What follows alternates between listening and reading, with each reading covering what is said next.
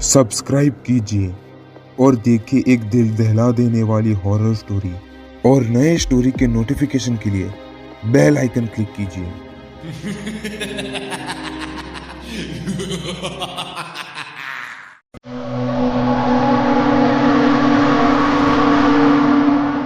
काले बादल रात के आने का संदेशा दे रहे थे। दूर दूर तक फैली वीरानी के बीच एक अकेला यात्री आदित्य अपने थैले में कुछ सामान लेकर किले की ओर बढ़ रहा था। आदित्य कोई आम आदमी नहीं था, बल्कि पैरालौकिक रहस्यों की खोज करने वाला एक शोधकर्ता था। राजस्थान के अलवर जिले की राजगढ़ तहसील अरावली की सुनसान पहाड़ियों पर बसा हुआ है पानगढ़। आसपास सिर्फ वीरानी है और पास का छोटा सा गांव गोला का बास बस यही जिंदगी की आहट देता है। गांव वाले सूरज ढलने के साथ ही अपने घरों के दरवाजे बंद कर देते हैं, क्योंकि उनकी जुबान पर हमेशा यही चेतावनी रहती है, अंधेरा होते ही भानगढ़ में कदम मत रखना। गांव वालों की चेतावनियों को नजरअंदाज करता हुआ आदित्य किले की ओर आगे बढ़ा जा रहा था। गांव वालों की यही चेतावनियां अभी भी उसके कानों में गूंज रही थी। किले के बाहर टंगा चेतावनी का बोर्ड देखते समझते हुए भी उसे नजरअंदाज करके आदित्य किले की वीरानियों में आगे बढ़ गया।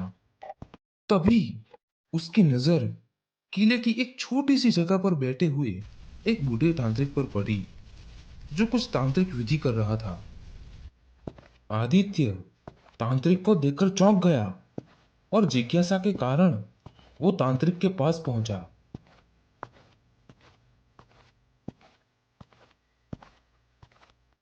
सुना है रात होते ही यहाँ कोई परिंदा भी पर नहीं मारता, तो आप इस समय इस वीरान किले में अकेले क्या कर रहे हैं?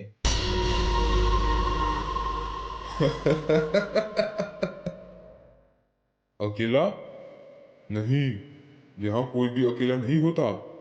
तुमने गांव वालों की चेतावनी नहीं सुनी क्या? सुनी थी, मगर मैं सच जानना चाहता हूँ। मैंने सुना है कि इस किले में आत्माएं भटकती है। ये सब अफवाहें हैं, ये सच्चाई या और ही कुछ? अफवाहें हवा में नहीं आती आदित्य। उनकी जड़ें कहीं ना कहीं दफन होती है। पानगढ़ की दीवारों में दफन है एक ऐसी दास्तान जिसमें एक राजकुमारी की मासूमियत और एक तांत्रिक की काली महत्वाकांक्षा जलती रहती है। क्या? आपको मेरा नाम कैसे मालूम हुआ?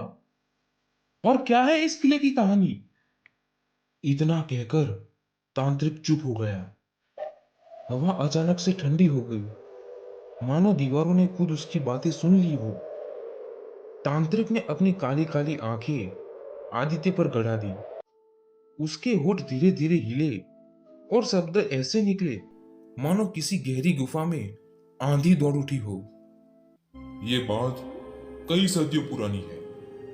उस समय इस किले की दीवारों के बीच रहती थी एक राजकुमारी, रानी रत्नावती। सौंदर्य में अद्वितीय और बुद्धि में अपराजिता। कहते हैं उसकी एक झलक पाने को राजकुमार दूर दूर से आते थे।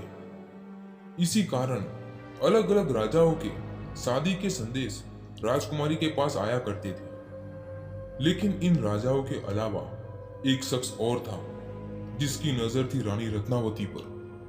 वो शख्स कोई राजकुमार नहीं, परंतु एक तांत्रिक था, बेहद खतरनाक और तंत्र मंत्र का साधक, जिसका नाम था सिंधिया तांत्रिक।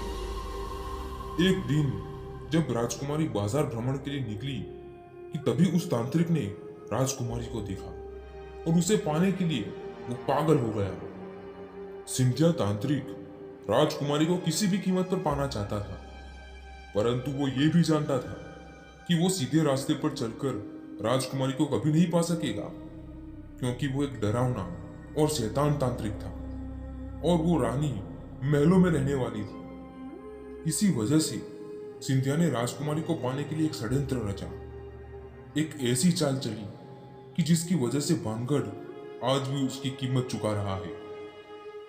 उन दिनों भानगढ़ के किले में बाजार लगा हुआ था।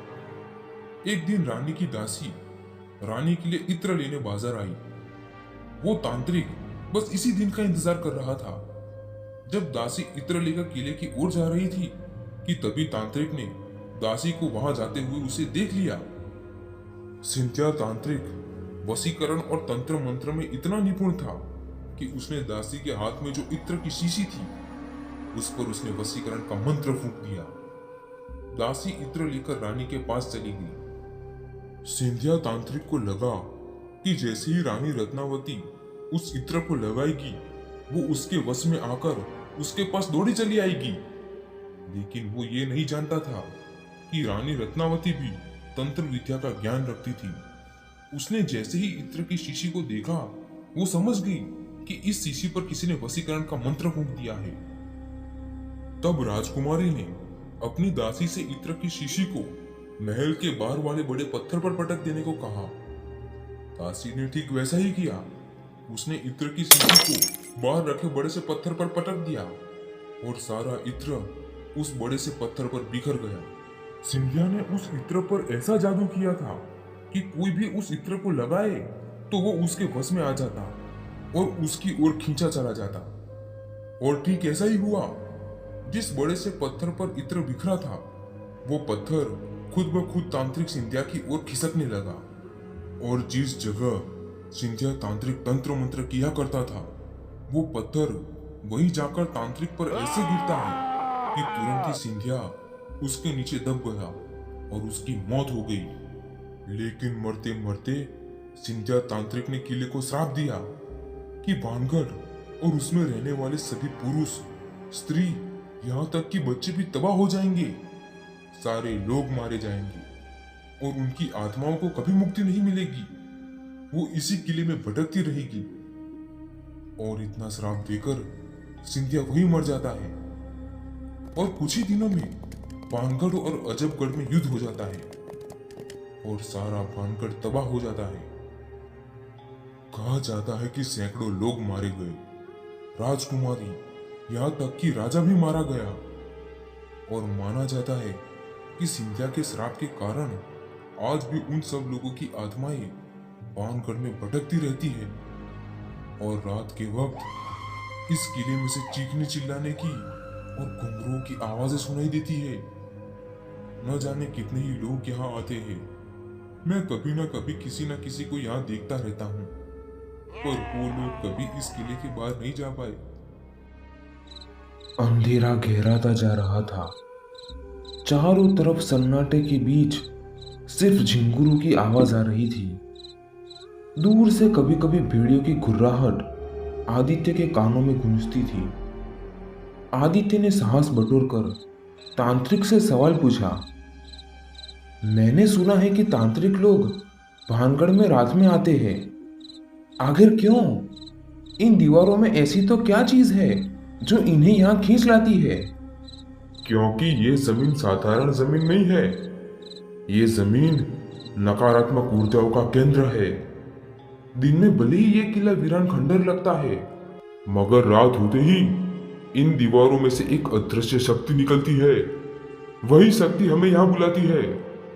जो तांत्रिक इस ऊर्जा को पकड़ ले वो आत्माओं को अपने इशारों पर नचा सकता है। पर ये तो सिर्फ खंडहर है।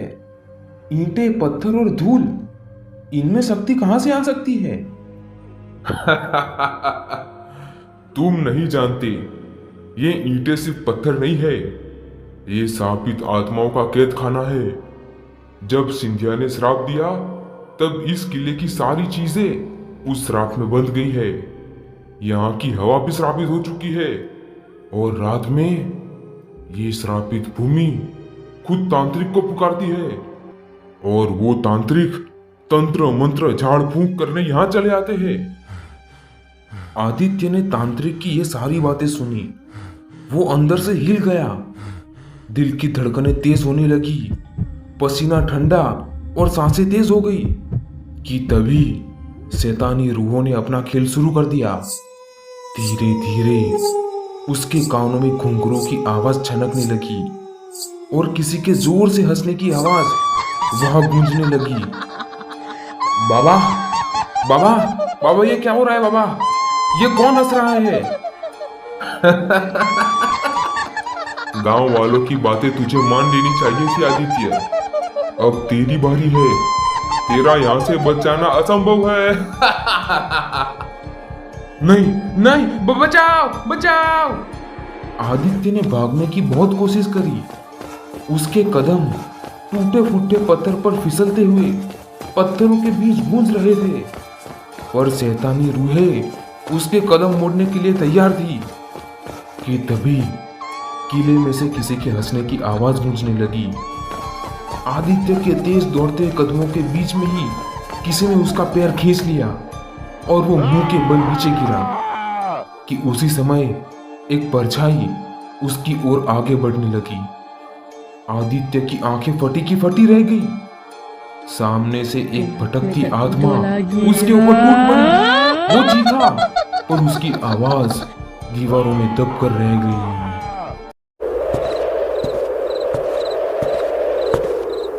डरावनी कहानियां तुम्हारे दिल की धड़कनों के साथ खेलती है। अगर तुम्हारे दिल की धड़कनें भी तेज हो तो वीडियो को लाइक और कमेंट करके बता देना कि तुमने भी डर को महसूस किया है।